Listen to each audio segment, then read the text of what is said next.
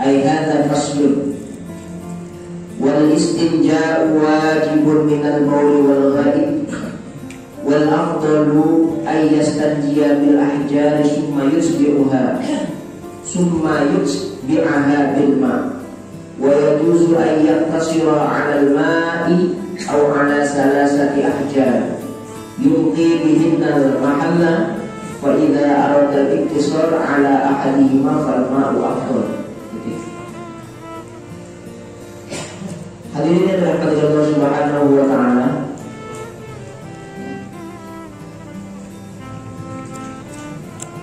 pasal ini tentang istinja.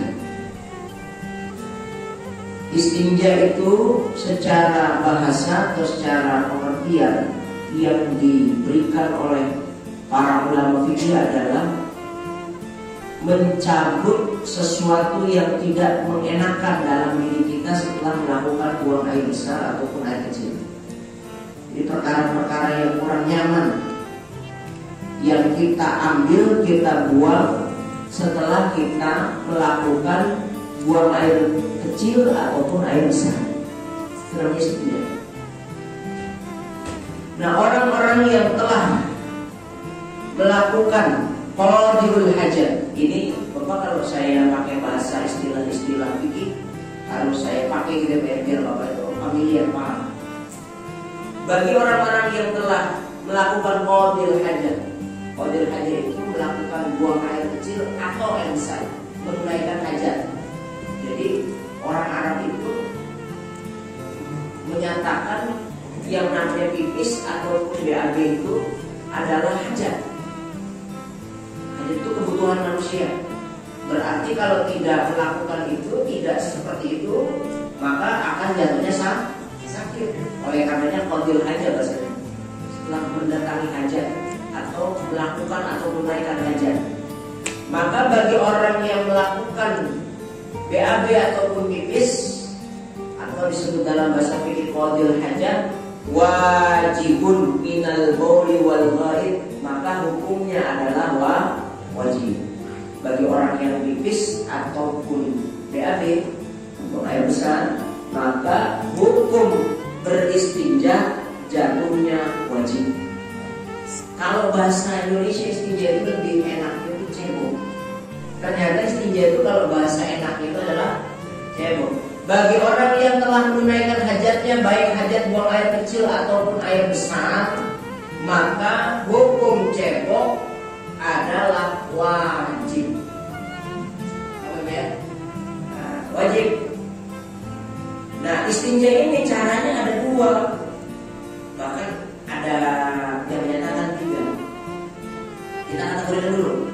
Wal afdal ayyastanjiya bil ahjari summa yusbi'aha bil ma'. Yang pertama, istinja yang paling top, yang paling bersih, yang paling dianjurkan oleh Rasulullah SAW adalah yang pertama, ayyastanjiya bil ahjar summa yusbi'aha bil ma'.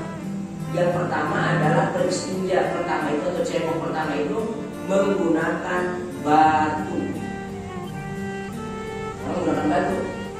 Lalu setelah menggunakan batu summa yusbi'aha bil ma', baru kemudian disusul dengan air. Betul istinja. Pakai batu juga, pakai air juga. Contoh, Bapak habis pipis, cara nyumbainya ya. Nggak ada yang pipis nih Pak. Contohnya contoh. Ini punyanya Bang Salim nih. Ini namanya contoh. Masa bukan sendiri. Ini kalau pikir kadang-kadang kelihatannya porno tapi porno sepele tapi ternyata ekonominya penting. Ya. Yang pertama, ini misalkan barangnya Bang Salim. Mirip Bang Salim. Ini ada. Harus dipahami nih Pak.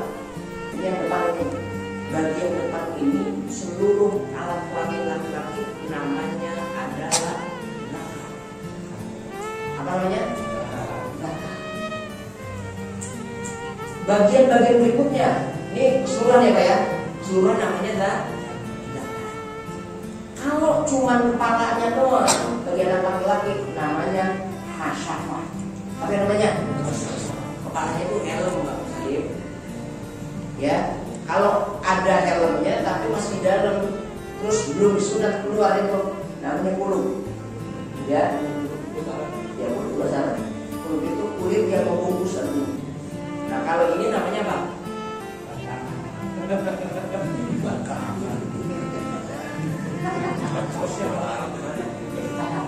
Ini hasapa nih. Ini hasap. Hasapa kalau ini namanya bakar. Baik keseluruhan ataupun batangnya doang, itu namanya wakangan. Usah dapat orang. Udah jangan seluruh. Ini buat fikir. Ada orang pipis gitu ya. Maka ketika pipis yang afdol, istinja yang afdol pertama berdasarkan sabda Rasulullah SAW itu pertama pakai batu dulu. Batunya mana ini? Ini contohnya. Ini batu nih. Batu ada 3 sudut. Sudut 1, sudut 2, sudut 3. Gak perlu batunya 3. Yang penting sudutnya 3 atau bahkan 4. Gitu ya. Sudutnya biasanya 4 batu tuh ya. Walaupun 1 sudut yang berbeda. Nah, ini ya permukaannya lah bahasanya ya, permukaan batu. Ini tipis nih, maka dicabut dulu pakai batu, gosok sekali. 1, ya, pindahin 2, 3, baru disusul pakai air itu hanya untuk lunasi. Tapi yang afdol pakai batu dulu. 1, 2, 3. Bahasa di sini adalah al-ahjar. Al-ahjar itu dimaknai oleh orang-orang ahli fikih itu bukan hanya batu, tapi perkara yang keras yang bisa mencabut najis. Ini salah satu anjuran Rasulullah SAW terkait masalah bersuci dengan batu. Tapi sejatinya ini akan menjadi alat bersuci modern pada saat ini. Contohnya apa? Di hotel-hotel di Eropa itu sudah tidak ada air. Kalau yang namanya buang air ke toilet bisa pakainya tisu. Tisu ini perkara yang keras, perkara yang kasar, yang bisa mencabut najis, maka boleh digunakan. Nah ini termasuk disebut oleh para ahli fikih bukan hanya batu, namanya ahjar. Jadi ahjar itu mana awalnya adalah batu, akan tetapi kalau dimaknai oleh orang ahli fikih itu disebutnya adalah perkara yang kasar, yang keras, yang bisa mencabut. Jadi yang afdol tuh Pak, pakai batu dulu atau tisu dulu bilang 1, 2, 3, baru pakai air. Ini dapat sunat pahala karena Rasulullah afdol melakukannya seperti itu. Pokoknya pakai perkara keras, misalkan kayu, gitu, boleh. Mantap perkara keras. Ya yang ditancapin Pak, digosok pelan-pelan. Ya nggak boleh tuh pakai kayu salak. Salak boleh. Makanya ada barang kita yang hancur kan gitu. Jadi pakai kayu dulu, pakai batu dulu, pakai perkara-perkara yang keras dulu, baru disusul pakai air. Nah, sunahnya bagi orang-orang yang istinja, baik buang air besar atau air kecil dulu berarti. Baik buang air kecil, maka sunnah yang pertama bagi laki-laki jongkok dulu. Jadi nggak boleh berdiri. Ya. Jangan sekali-kali pipis berdiri. Kita punya masjid kita padahal ada tempat yang mengajarkan kita jalan agama, melakukan tempat sholat kita, ibadah kita. Kita pipis berdiri semua. Boleh lihat. Takdir. Begini Pak, belum pernah lihat. Udah pernah ke Anda belum? Kalau di Istiqlal, Istiqlal boleh duduk. Ada yang duduk, masih ada yang berdiri, masih ada. Udah direpek, masih nggak tahu ya. Kalau kan itu jongkok. Lalu kalau mau melakukan istinja istinja selesai ya, karena udah selesai, istibro dulu. Istibro itu adalah membersihkan sisa-sisa najis kita.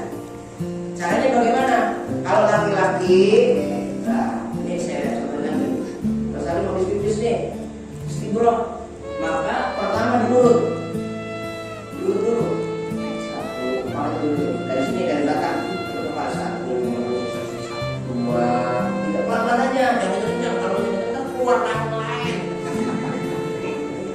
Kalau mulutnya lebih kencang nanti keluarnya yang lain, bukan air pipis sisa. Perempuan badan istri, bawa saya kencang. Kayak gini udah jangan pikir keluarnya beda. Dulu sedikit pelan-pelan. Pelan-pelan. Selesai. Maka istibro yang kedua itu kan tanah kromin itu dehem. Caranya dehem. Tapi bahasa tanah kromin itu bukan sekedar dehem. Dehemnya itu caranya adalah mengikat kundalini kita. Ini di antara apa namanya kelamin kita sama perut itu ada bagian aneh. Kalau bapak suka main taekwondo, ada silat dan sebagainya. Sehingga kalau itu orang itu nggak perlu pakai mana, nggak perlu pakai kaki, bisa dari jauh. Kalau bisa main kuda itu di sini tekan, sambil dari tanah tuh, sambil tekan, begitu itu buang air besar. Buang air besar itu ditekan sampai habis, sampai selesai. 3 kali aja jangan banyak. Makanya saya saya kan mempraktekkan. Gak ada pipis, kita habis pipis. Ada di batu-batu, anak saya nanya, itu si ayah kalau pipis kenapa sih? Bang mulut. Itu tanah loh namanya. Jadi untuk mengistibrokan, istibro itu menyelesaikan, menuntaskan. Nah baru pakai batu 3 batu dan dengan air. Ini afdol. Wal afdalu ayyastanjiya bil ahjar summa yusbiha bil ma. Yang afdal istinja pertama itu adalah pertama dengan 3 batu, yang kedua dengan air. Kita pernah coba namanya. Bukan istinjanya batu bawa air, udah. Berarti mama coba ini belum ini. Berarti sewaktu-waktu minimal seumur hidup sekali sudah berjalan. Afdol minimal seumur hidup harus lakukan sekali. Pakai keras dulu, baru 3 batu, baru nanti disusul dengan air. Selanjutnya nomor 2, wa yajuzu ay yaktasira 'ala al-ma'i aw 'ala salasati ahjarin yulqi bihinna al-mahalla. Fa idza arada al-iktisara 'ala ahadihima fal ma'u afdal. Nah ini yang kedua, yang nomor 2. Istilahnya nomor 2 itu adalah boleh bagi orang yang telah menunaikan hajatnya, baik hajat kecil ataupun hajat besar, meringkas dalam ceboknya. Meringkasnya boleh pakai batu doang, boleh pakai air. Ya, kalau kita biasanya pakai air. Kalau istinja pakai air disebut istinja. Kalau istinja pakai batu namanya istijmar. Itu dulu ya. Nah, ini pengalaman daripada penulisan dalam kitab ini. Wa yajuzu ay yantasiru 'ala al-ma'i aw 'ala salasati ahjar. Boleh, silakan. Kalau memang tidak mau mau sempurna untuk beristinjanya, ceboknya, maka boleh diringkas. Dalam arti diringkas, diambil salah satunya. Boleh pakai batu, boleh pakai kayu. Nanti ada caranya. Nanti ada caranya. Kalau pakai batu itu nanti ada bab sendiri. Beristinja dengan batu nanti istinja. Ada syaratnya, Pak. Mohon maaf, ada syaratnya. Kalau najisnya orang laki-laki tidak kemana-mana. Kalau najisnya wanita itu kemana? Buang air besarnya laki-laki. Kalau dalam posisi laki-laki itu wanita, dalam posisi normal, maka masih boleh pakai batu. Tapi kalau dalam kondisi diare, kencret nggak boleh. Kenapa? Karena nggak akan suci dengan batu. Ketika didedel dengan batu atau dengan tisu, maka najisnya akan kemana-mana. Ini nanti ada bau. Kalau kita yang terbiasa banget berstinja, cebok pakai air. Karena kita memang di sini berlebih dengan air. Dulu saya pesantren itu di pesantren namanya sarang.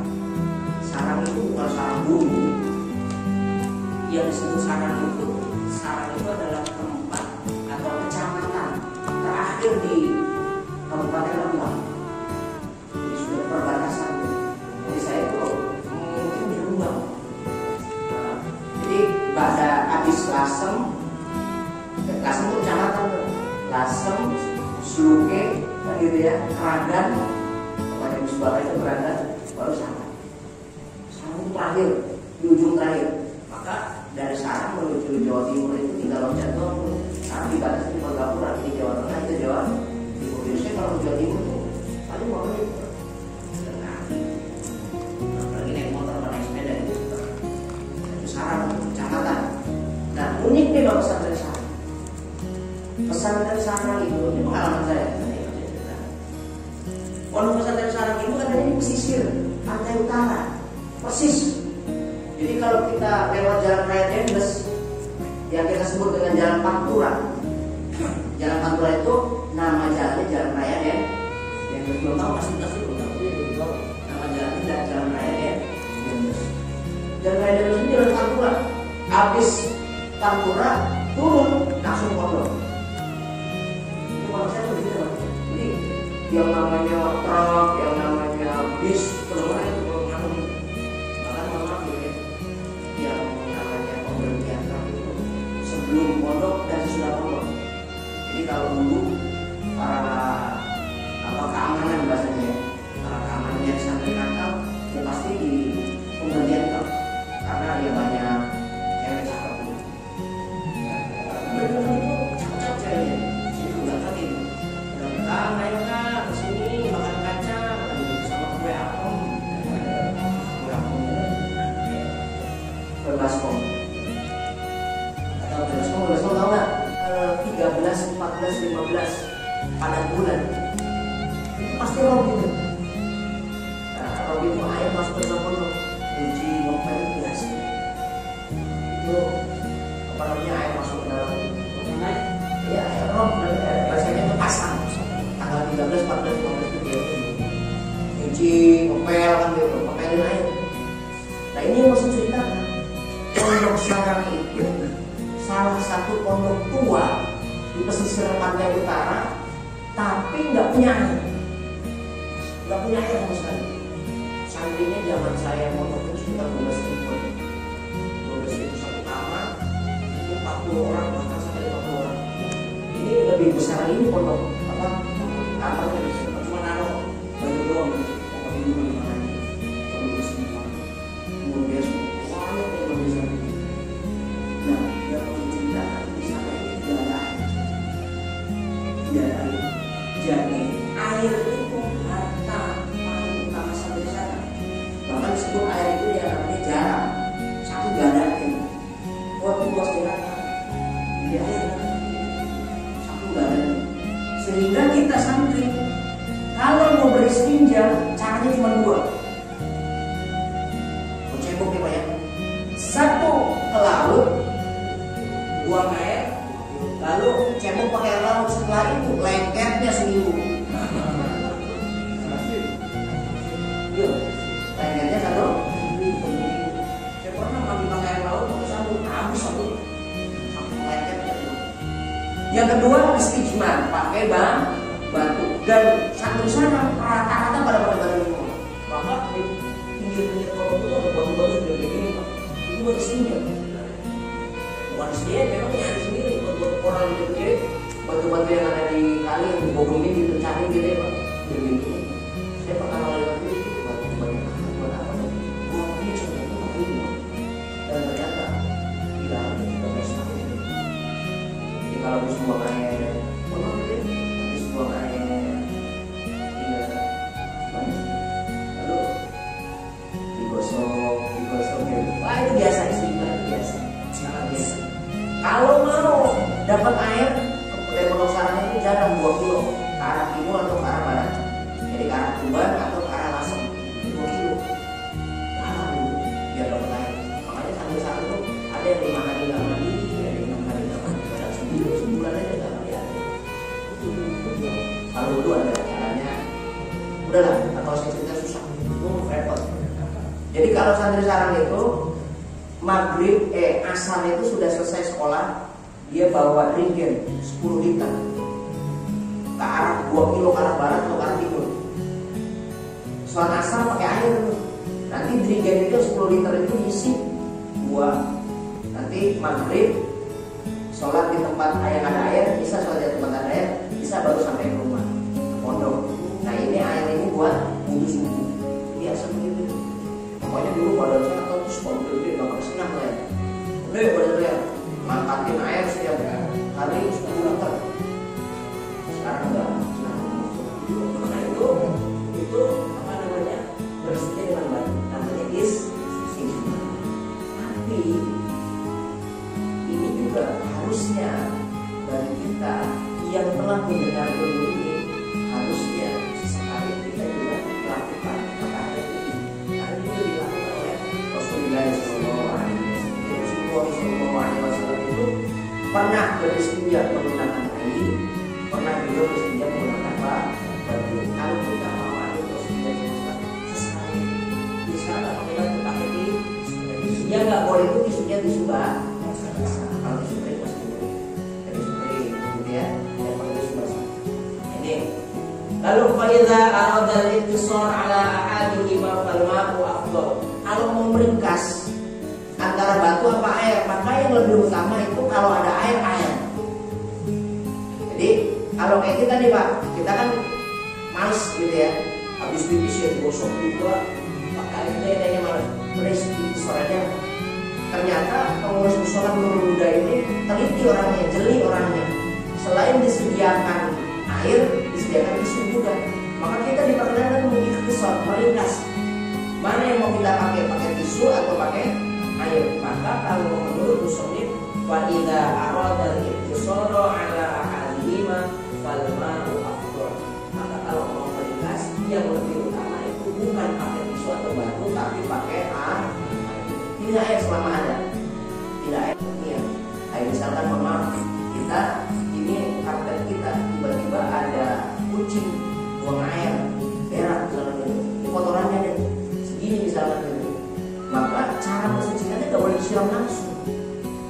Ambil dulu apa namanya airnya, air itu zatnya, zat najisnya diambil dulu. Ambil.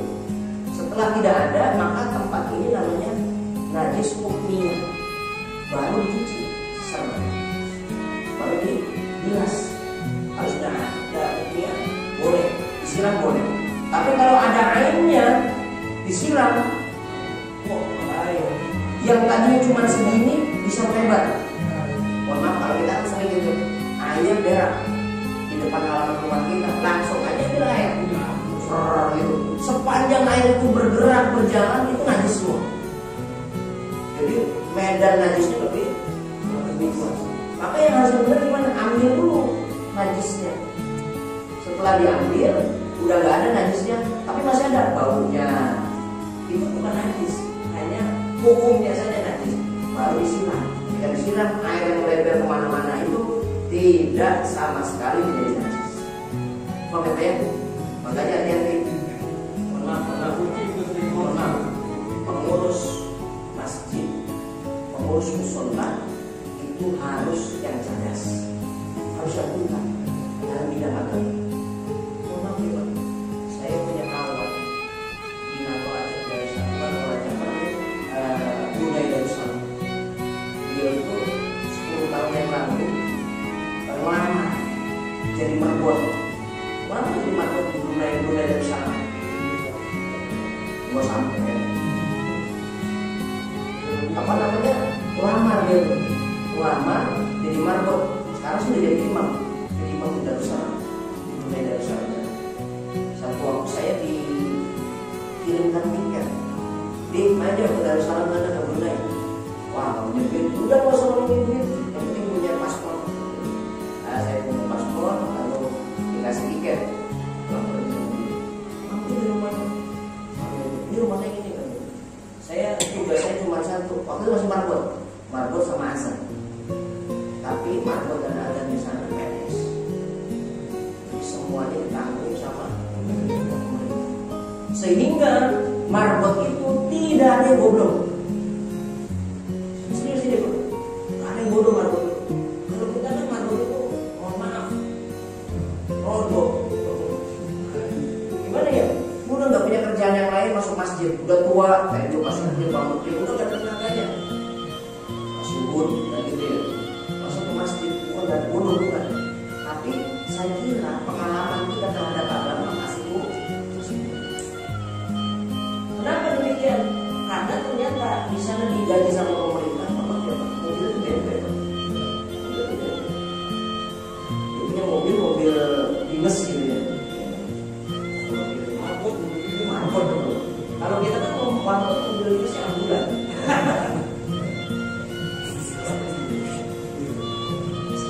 Dinasnya ambulan. Sekedar imam, tapi dia menjaga kebersihan lingkungan masjid dan musola.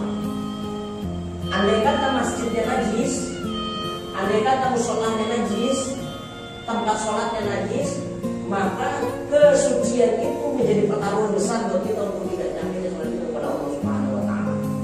Bahaya ini. Ya mohon maaf nih, ini karena kita pakai karpet seret, tiba-tiba ada najis. Kita sebagai marbot misalnya, saya nggak mau ngomong salah ya, mana semua ini. Ini saya kritik buat Indonesia. Siapa tahu bisa ngomong begini. Saling diangkat jadi PNS kan? Bisa kan? Allah ya, mudah-mudahan gitu. Ini belum ada yang memperjuangkan ini. Belum ada yang memperjuangkan. Kalau orang habis melakukan sekolah kesehatan, dokter, sekolah keuangan, ada bagian keuangan gitu. Kalau sekolah mantu belum ada ya. Ini najis kita nih. Ini kita karpet kita najis, ada najis yang sama dengan najis. Marbot kita nggak ngerti ilmu, langsung pensiun set. Semuanya jadi najis. Kira-kira masjid kita, musola kita sah atau tidak untuk dipakai sholat? Yang tanggung jawab siapa ya? Yang ngangkut marbot. Ini orangnya. Mana? Dia di mana ya bangunan dia?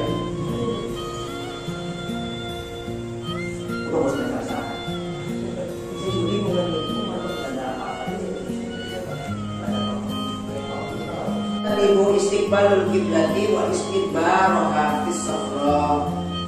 Hendaknya bagi orang yang mau melakukan qadiyul hajat, baik buang air besar ataupun buang air kecil, hendaknya tidak menghadap kiblat atau membelakangi kiblat. Ini kamar mandi nih Pak.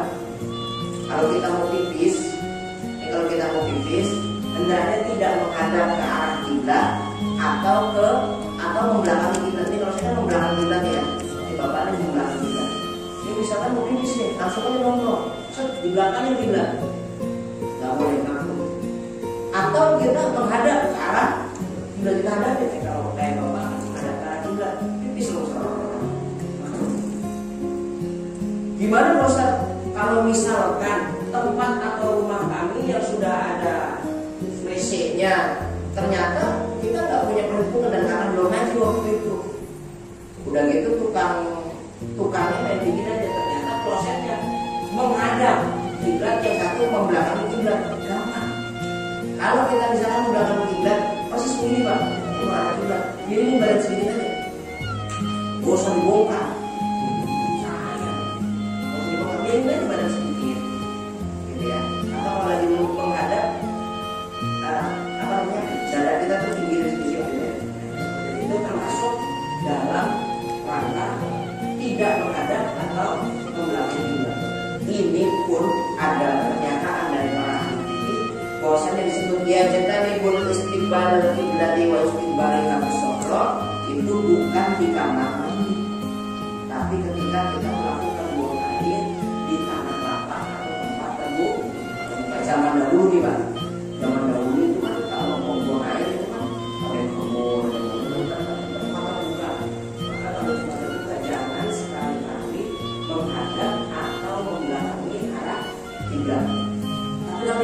ini pendapat. Ada pendapat yang menyatakan, misalnya kamar mandi kita, kloset kita, WC kita sudah menghadap kiblat, itu masih diperkenankan menurut para ulama. Kenapa? Karena ada satir. Satirnya apa? Tembok. Sehingga tembok itu menghalangi kita untuk menghadap atau membelakangi kiblat. Tapi yang itu bilang, walaupun dalam posisi ada satirnya, kalau menghadap atau membelakangi kiblat nggak diperkenankan dalam artian hukumnya wa yajtanibul baula wal ghaib fil ma'ir raqid. Yang kedua, kalau kita melakukan qadil hajat, baik buang air besar ataupun air kecil, jangan di tempat air yang diem. Maaf nih Pak, maaf, misalkan ada air genangan, buangan, kita cingin, oh jangan, makruh. Atau maaf nih, kalau di Jakarta Timur kayak enggak. Kalau di Jakarta Timur kayaknya kayak belum ada. Tapi kalau di Jakarta Barat, masuk ke di Jakarta, saya punya saudara tinggal di Jakarta Barat, daerah Angke, bukan Barat Angke, daerah Angke Jembatan 5 itu, Tambora. Itu ternyata Tambora itu secara sensus paling padat se-Asia Tenggara. Pemukiman paling padat se-Asia Tenggara. Dan kok saya kalau tinggal di sana juga nggak apa-apa juga. Kalau kita buang air di got dan gotnya itu nggak jalan, nggak sempur. Saya kalau lagi naruh motor set, kalau lagi nongkrong, bukan anak kecil, arahnya gendong-gendong. Ini jangan sekali-kali buang air kecil ataupun air besar filma ini di dalam air yang tenang. Maksudnya yang tenang itu air yang tidak mengalir. Kenapa? Bisa jadi penyakit. Saya dikasih cerita sama guru saya Bang Memi, sering cerita tentang Sunan Ampel. Kenapa Sunan Ampel itu dakwahnya diterima oleh orang-orang Surabaya? Apa gitu. Nah kita misalnya orang Jawa biasa gitu ya, dari golongan biasa, ngomong insun nggak boleh. Bila hanya datang Sunan Ampel, dia ngajarin niat, nawaitu wudu'a li raf'il hadasil asghari fardhan lillahi ta'ala. Atau kalau sholat usolli fardhan maghribi salasa raka'atin mustaqbilal qiblati adaan ma'muman atau imam di hadapan Allah. Sama, yang membedakan kualitasnya adalah apa? Mau raja, mau dia tukang sapu, sama. Diterima gampang. Kenapa? Ini kan ada kastanya gitu ya. Ada kasta sudra, waisa, satria dan sebagainya. Berapa lagi? Masa bawah tidak boleh ngomong insun. Allah alim. Yang pertama. Yang kedua, dakwahnya para wali songo mobil Sunan Ampel di Surabaya itu bisa diterima karena memberikan yang dibutuhkan. Datang ke situ bukan disokok, bukan ngambil keuntungan. Kalau kita kan memang kan dakwah dibayar jalan, dibayar dulu. Konon ini penyakit mobil sebagai orang seperti saya. Ini saya ada nasib. Jadi khutbah di Pak Fahmi, ini bukan semua khutbah itu. Padahal Pak Prapto sama saya sholat sama-sama sholat Jumat. Tapi kenapa saya balik? Dia memang khotib. Tapi ngapunten, mohon maaf. Wah, saya sebenarnya banyak namanya. Ini ada Jumat ini double ditimbang. Yang mana dari ini? Saya mau cerita. Saya bawa pesantren di Sukabumi.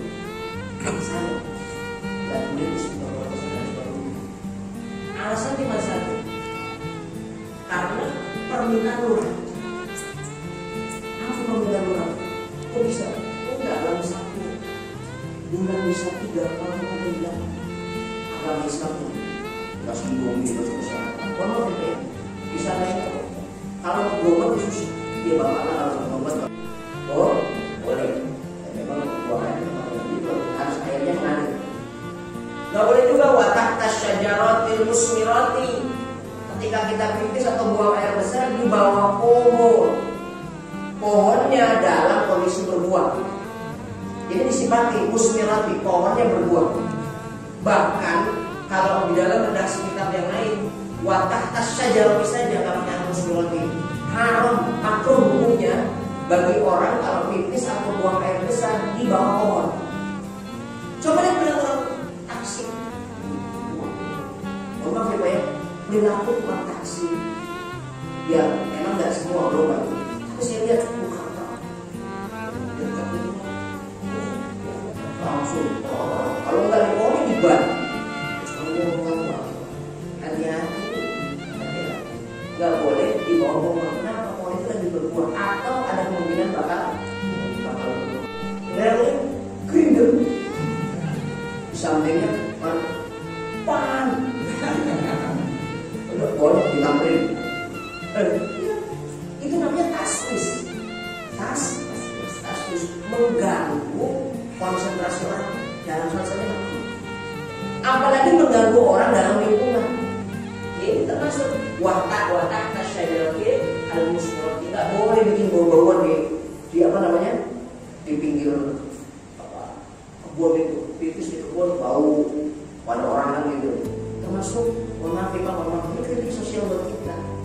Kalau kita punya sound system bagus, seneng nyanyi, rumah kita dempet-dempetan, jangan kencang.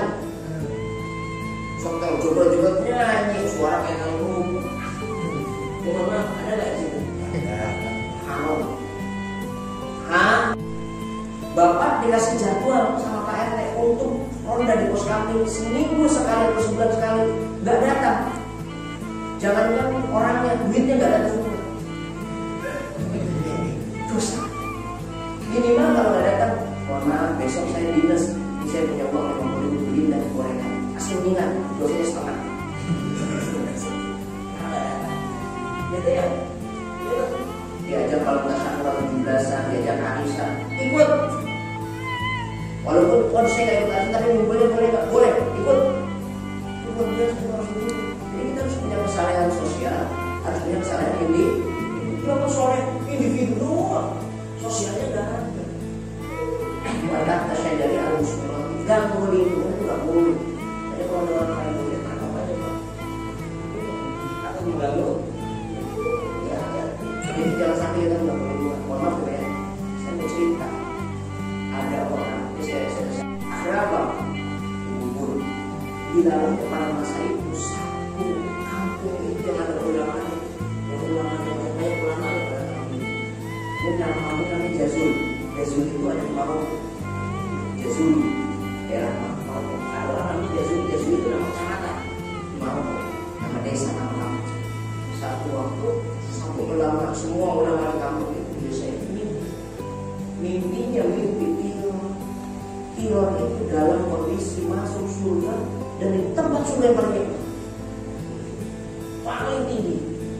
Konon satu riwayat ada mimpi yang menyatakan Tilor itu berbarengan dengan Rasulullah SAW.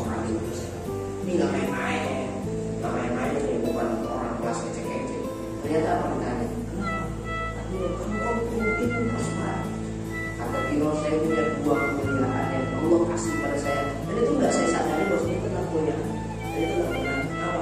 Saat saya menjelang mati saya ngasih duit, dan itu menganggap bahwasanya saya jadi tukang tipu. Allah bilang tinggalkan malaikat, jangan dihubungin. Dia hidupnya nipu, matinya juga nipu. Hidup nipu manusia, mati nipu Allah. Saya ditipu, nggak apa-apa, tapi saya suka. Tapi yang bikin saya senang bukan karena tipuannya. Jadi ternyata Pak Tilor ini saat masih hidup itu punya kesalahan sosial. Ada nenek-nenek dari desa lain mau menuju ke desa lain, itu melewati sungai. Dia kalau mau lewat, itu nenek itu melewatkan Pak. Dia kalau mau lewat dan masuk desa yang sana itu dalam kampungnya itu bakar, itu melewati minggir dulu gitu Pak. Apa? Kalau kita putar itu. Akan Tilor melihat di pulau kasih nama itu nenek-nenek. Dia tebang pohon, dia bikin kayu, dia bikin batu. Ini kesalahan sosial. sosial ke saya sosial. Ada orang sakit, ini yang paling pertama datang. Yang paling pertama datang. Ini orang paling pertama datang. Walaupun nggak bawa apa, tapi dia selalu memberikan motivasi, semangat. Dan yang ketiga, dia itu nggak pernah melawan pemerintah.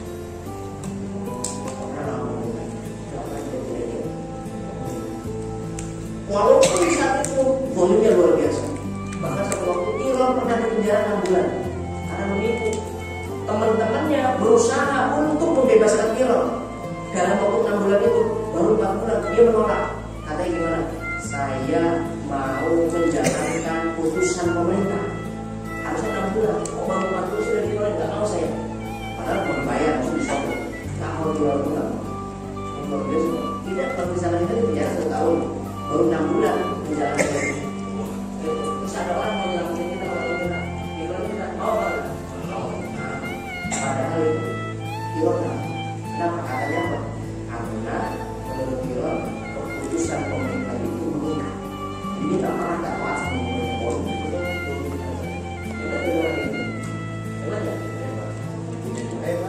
Nggak pernah sama pemerintah itu nakal ngomong. Makanya maaf ya, saya sayang dengan bapak. Saya juga sudah sama bapak. Maaf kalau pemerintah kita pernah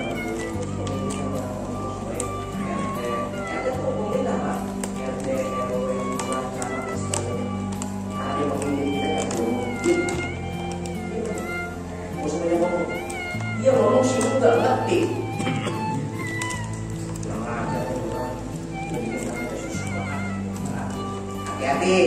Hati-hati, pemimpin kita harus di.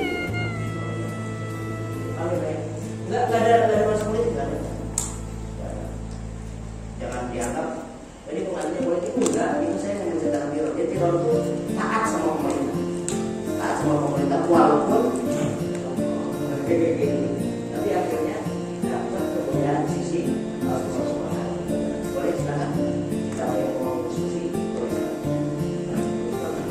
Dan untuk kami tayamum itu pengganti daripada. Nah pengganti wudhu itu tidak seperti wudhu. Kalau wudhu untuk semua sholat boleh. Bahkan Syekh Abdul Qadir Jilani dari mulai balik sampai wafat itu kalau sholat isya nanti sholat subuh itu pakai wudhunya sholat isya. Jadi sholat subuh itu pakai wudhunya sholat Syekh Abdul Qadir Jilani. Kalau dia sholat kalau sholat itu dari balik gitu. Makanya Rasulullah SAW bilang namanya para boleh kalau itu boleh.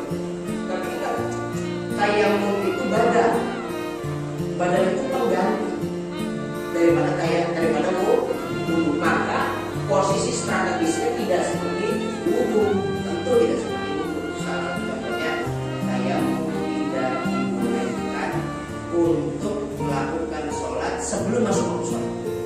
Misalnya masuk sholat waktu isya 7:30, misal bapak tayamum jam 7 udah masuk waktu belum? Nggak boleh.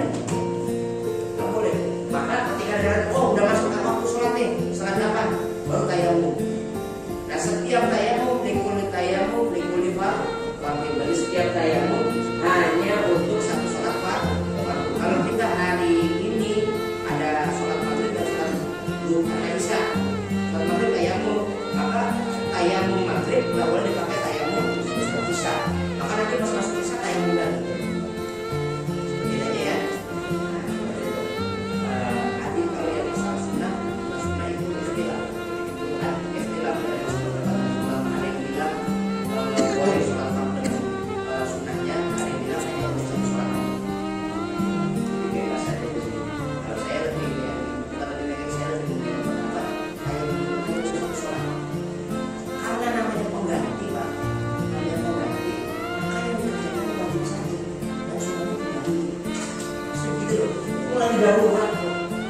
Dari darurat nggak ada air kita pakai tayamum, maka yang sholat itu sholat wajibnya saja. Orang itu sok soleh, sok banget taat sama Allah. Dia sholatnya juga, sama namanya sunahnya juga, nggak usah.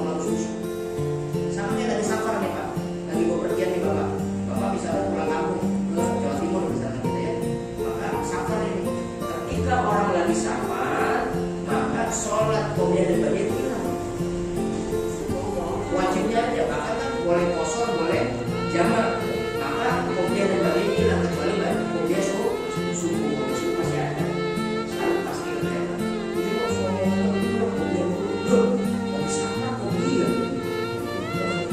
Bagaimana sih? Kita kan soleh gitu Pak. Soleh goyang kalau ada orang kayak silu ya saya meminta pendapat kayak gitu sunahnya ini kalau saya dapatnya kecuali kalau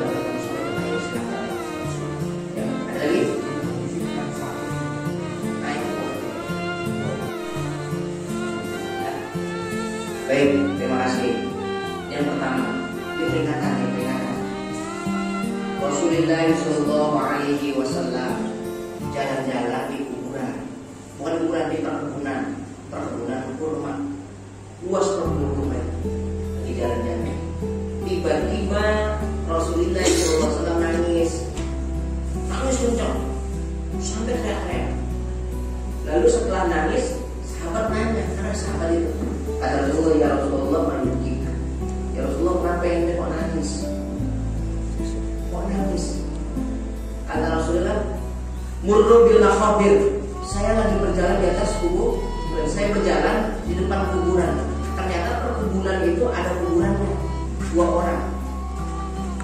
Wa huma yu'adzibani fi quburihima. Ini orang dua-duanya lagi disiksa sama Allah. Orang di kuburan itu disiksa, makanya Rasulullah nangis ya Rasulullah karena orang ini lagi disiksa di dalam kubur. Ibu dia diantar lagi disiksa sama Allah. Kata sahabat, di mana ya Rasulullah? Kenapa itu orang bisa disiksa? Yang pertama, akul lil walidain. Ini orang durhaka sama orang tua. Kalau punya kue, istrinya doang, anaknya doang, emaknya nggak dikasih, bapaknya nggak dikasih. Ngomong sama orang tua kenceng keras, orang beli micin, jadi ustad suruh beli micin. Apa masih ada kecil aja kita? Harus jaga. Jangan ngomong macam-macam tuh kamu kan. Makanya kalau saya malah takut ngomong orang tua.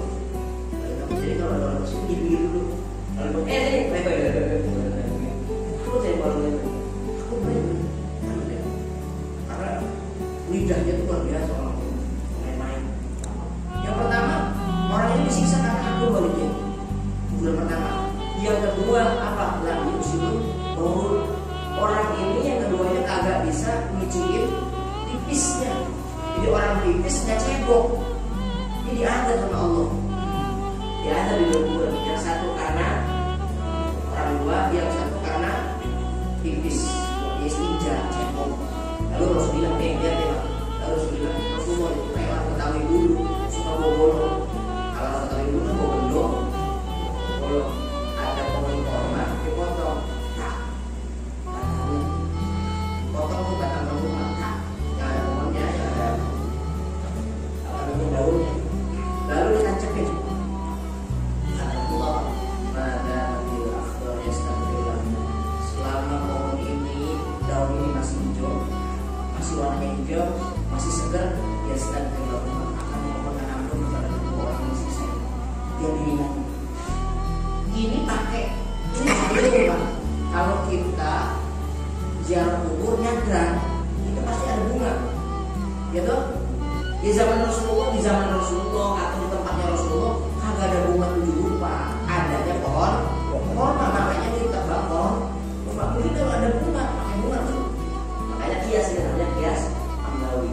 Dikiaskan bunga dengan pohon korma. Ya kalau di Indonesia ada korma juga, saya kira ada korma atau pakai pohon gitu ya.